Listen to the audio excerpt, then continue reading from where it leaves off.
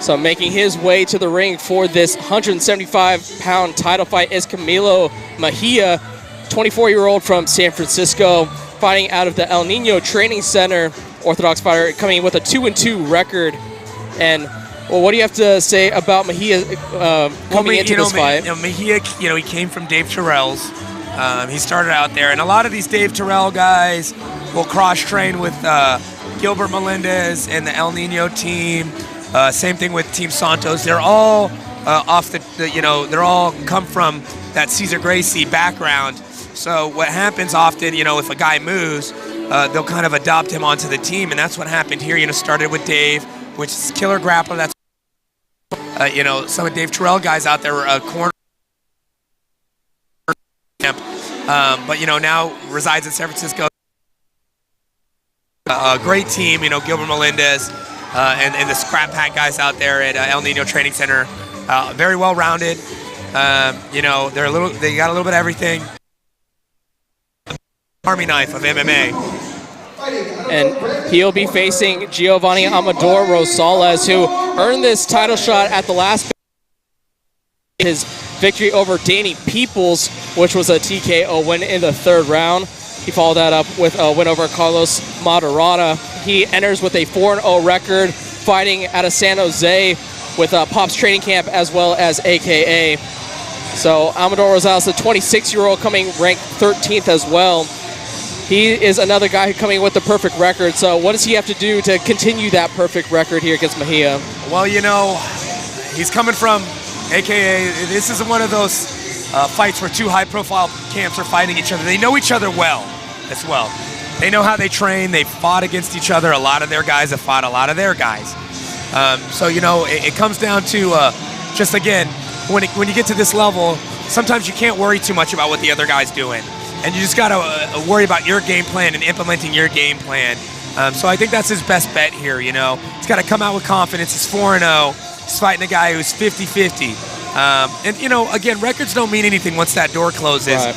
But, it does mean something for the guy who's 2-2 and he's got a chip on his shoulder, something to prove. You got to understand who you're going against, understand your enemy, and that's going to help you to way through the battle. Now, once he gets out there, gets comfortable, sees how Mejia is going to kind of react to this big pressure, title fight moment, and then probably set up his game plan later on. But with 4-0 record, I expect composure. I expect him to come out, not rush things, unless Mejia makes him rush things. But I expect him to come out, wait and see, and not try to, do too much too soon. We'll send it over to Jim Cooley with the introduction of both fighters. Action for the vacant Bay Area Combat 170-pound championship. This fight is brought to you by Ride On Motorcycles. Introducing first, fighting out of the blue corner, hailing from San Francisco, California. He weighed in at 167.5 pounds. He represents El Nino and the Scrap Pack. He holds a mixed martial arts record of 2 big wins, opposite 2 defeats. Camilo Mejia. His opponent, across the cage in the red corner, makes his home in the Bay Area of California. Representing Pop's Training Camp, he weighed in at 167.5 pounds. He holds an unblemished mixed martial arts record, 4 big wins, no defeats. The Matador, Giovanni Amador Rosales. There you get a look at Giovanni Rosales. One thing I have noticed in his fights previous, the one hole in his game, he has been taken down in each of his 4 amateur fights, oftentimes multiple times in the match. So I think that is one thing to look out for in Rosales' game. How is his takedown defense improved over this time, and how does this championship extra minute affect both of these young fighters? Well, he's been taken down, but he's also won those fights. Exactly. So, he's got decent, get back up ability, so obviously he's done enough to get up and score enough points on the feet. So, it really is kind of Mejia's, I guess, fight to make. I think Rosales, like I said, and he is coming out very smooth, composed, relaxed. He's gonna see how Mejia wants to make this fight happen. But if he's just gonna stand on the outside and let him use sharp strikes, then I think Rosales is gonna be okay with that. Yeah, both fighters being pretty tentative early on, just trying to figure out their rhythm, their range. Don't want to make a crucial mistake early. The higher the level, the more they feel out. When you watch these pros at the top level UFC, they might spend a whole 3 or 4 minutes of that first round just doing this exactly. How fast are you? The fans, they boo, but those are the ones out that they want that 2 bulls blindfolds off, but these smarter fighters, higher level guys, they're going to take their time to assess their opponent before they rush in with major offense. Yeah, especially when the 170-pound title is on the line. It would be the first title for both men in their amateur careers, as Mejia and Rosales switching stances to southpaw. Again, just simply feeling out process. And with the 3-minute round, though, almost half the round is gone through this feel-out process. And then just like I said, the pros might take a whole first round to feel out. And that's this last minute and 20 seconds of this round becomes done anything to solidify that they're winning this round. So whoever can really win the second half of this round, it's basically a 0-0 game right now. Yep. So, it depends. And this first round could be, extremely important when it comes to the end if it goes to the decision. Going for a single leg takedown is Mejia.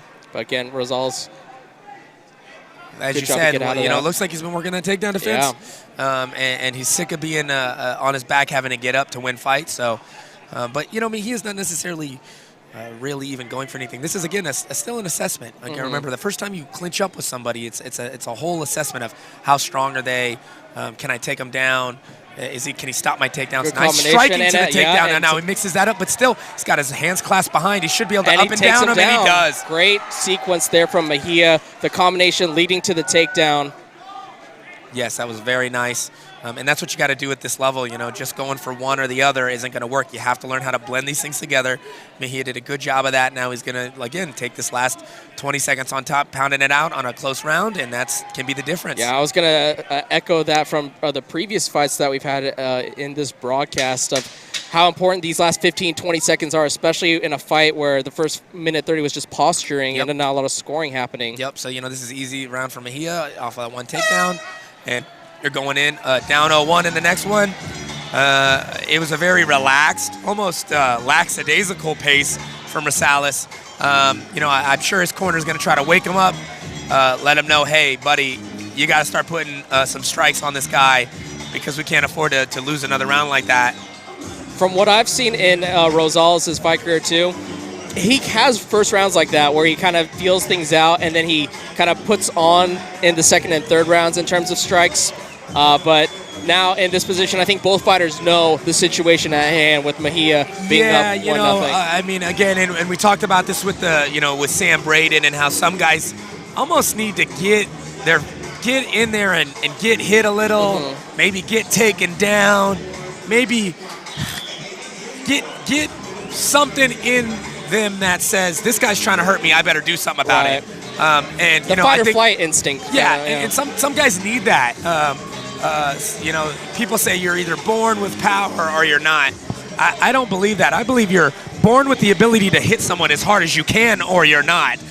So often those guys that are not born to smash, the Mike Tyson types that have no problem ramming their fist as hard as they can into someone's face, sometimes they need to get punched to get that fire under their gut, to get them to really throw with that evil intent, they call it. We'll see what kind of fire are in the fists of these two fighters as the second round starts. Again, you can see more busyness. Rosales is tapping that jab. Oh, yeah, and like he flipped him. Taking his back, taking the back, trying to take his neck. But it looks like Mejia's turning in. He's got to turn in. He's got to turn and get on top right there. That's what he does. Great transition. Yeah, that's that grappling, that Dave Terrell, El Nino grappling. Those guys are really tough to hold. Yeah, those inexperienced fighters would kind of panic, but nope. Yeah, and then there's that weird transition point where you're halfway you're about to flip him on his back, and a lot of guys that's a scary spot to be on that brink of either going on your back or flipping on his back. But you see, Mejia was able to stay calm there, keep driving, and now he's on top looking for the pass. Yeah, he's trying to pass the guard of Rosales, going maybe for a head-arm triangle. Yeah, it looks like he's trying to set that up, but he's going to have to, be on the other side of slip that Rosales. leg out of that half guard, which it looks like he just did. And Rosales looks like he's going to give up his back. Going to give up the back to get out of that, but you know what? Giving up your back to any of these Cesar Gracie guys is always going to be a tough position. One hook is in. Both hooks are in now, and he is not under the neck. Rosales doing a good job of kind of pinning his chin down, not letting that arm Got the body get triangle, underneath. though. He did get that body triangle. That is going to be tough. He's squeezing on the rib cage there. Even if he survives, the conditioning of Rosales with that body triangle going to suck the wind out of him with a minute 30 still left in this second round. Yeah, there's plenty of time to set up a submission here, and if the submission isn't going to work, he's going to be able to set up maybe, get back to mount and ground and pound, or try to ground and pound his way to a rear naked choke here from this position. Mejia following up that round one, probably a 10-9 in his favor with a very strong round two. Very offensive here from the bottom position. Yeah, this is big props to Mejia for being able to have so much control on the ground, especially with a 4-0 AKA fighter. Trying to go for the rear naked, but again. Yeah. Chin's down, though, for Rosales. He's doing a good job of defense, but, again, he's just surviving here. He might try to turn in himself, but he looks like he's having a lot of trouble dealing with the legs. Exactly. That body triangle is back locked in. He rolls to the foot side. 40 seconds left in this second round. Rosales just looking to survive as, again, flattening out is Mejia. That's a nice flatten out right there. He's going to give him opportunity to ground and pound, but, there we go, full mount. There's that ground and pound. Rosales fighting, trying to get out of that. Rosales has got the heart, man, and obviously at 4-0, you can see he's got the experience. He's not tripping out there. He's doing the right things. He's trying to keep moving, but, Mejia is just one step ahead in this chess game on the ground right now. And with that sound, 10 seconds left in the round number two in this 170-pound Bay Area combat welterweight title bout, as the referee will break. As, again, Mejia, a more dominant round Even two. more than the first, and people start asking, when do you consider it a 10-8 round from ground and pound? Well, I think that, that was, even though it was a great control round for Mejia, he wasn't able to really do major damage from the ground. He was most of the time looking for that rear naked choke that wasn't there. But what I like is when he realized it wasn't there in the scramble, he recollected the full mount and was able to score some good points there and really kind of put a stamp as the winner of that round two. So it's up to Rosales and his camp, Pop's training camp, as well as AKA, to really instill in Rosales a finish mentality, as he is down 2 rounds, most likely in the judges' eyes here. Unless we're, watching another fight, then the judges, it should be down 2 rounds to 0 for Mejia in this fight so far, the blue corner. But I've seen stranger things. Yeah, the adage of you never want to leave it to the judges. Yeah, you want to finish, and then let's see how Mejia comes out. He knows he's up 2 rounds. I assume his corner's is educated and lets him know he's up, and just make sure he doesn't get knocked out, and he should be all right here. And not surprised that Mejia is going to be pretty careful again here to start out round 3. He doesn't want to make a fatal mistake and lose this on a finish. You could see that. You could see, he's going to pick his shots. He's not going to rush in. And Rosales is the one who needs to rush in. Takedown by Mejia. Easy takedown. And you mentioned this in the pre-fight while these two guys were entering the cage, that Rosales has trouble with the takedowns. And, we'll see if he solidified his takedown defense, which obviously is something he still needs to be working on here. Yeah, so Mejia will work from this position. Is he trying to sweep the legs out and trying to get him down on the ground? Or you know what? Rosales, what he wants to do is get an underhook. He's holding on to that head. It's not going to work because it gives him the opportunity to do that. What he needs to do is get to fight for that far side underhook. He needs to get an underhook and then get his back to the cage and then turn his body to the cage and use the cage to kind of inch his way up with that underhook. The overhook sometimes makes it even easier for my opponent, because now I know that you're not going to be able to get underneath me and pry me up I'm going to be underneath you, and you need to get underneath me to be able to get out of this position. So, you know, it looks like Mejia just used that to take him down, past the side control, switches his knees, looking for that high side, back to that traditional side control. There, it's going to be tough to, you can't sweep him the other way because the cage is there.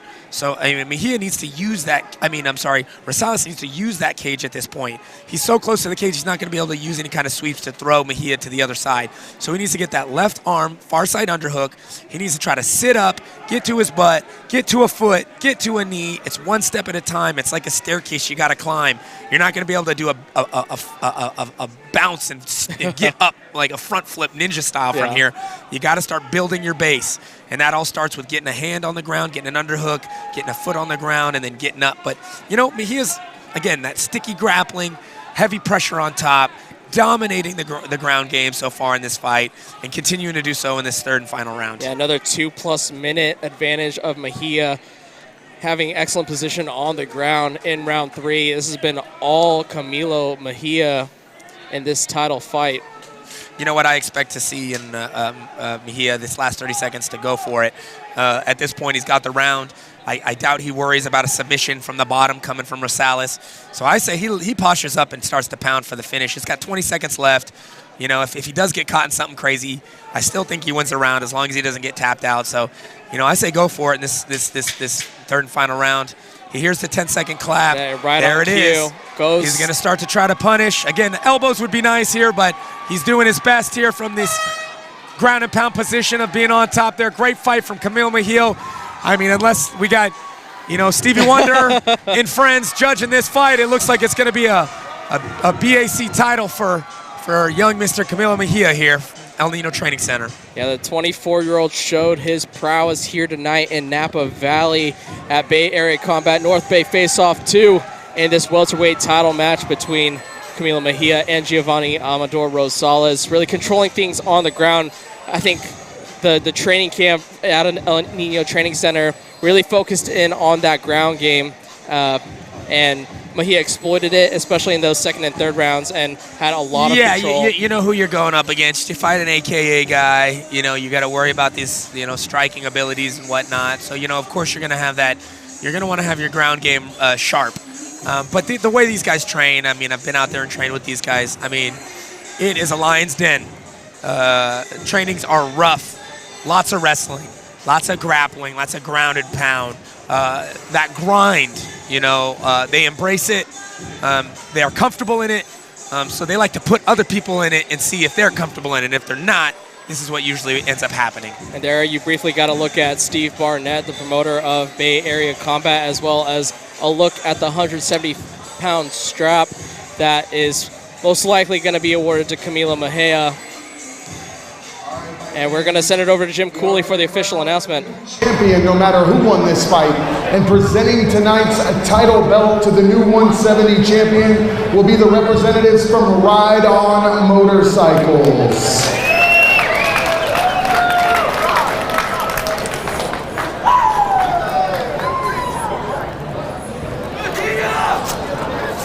So when I announce the winner, you'll just walk up behind him and then put the belt around his waist, okay?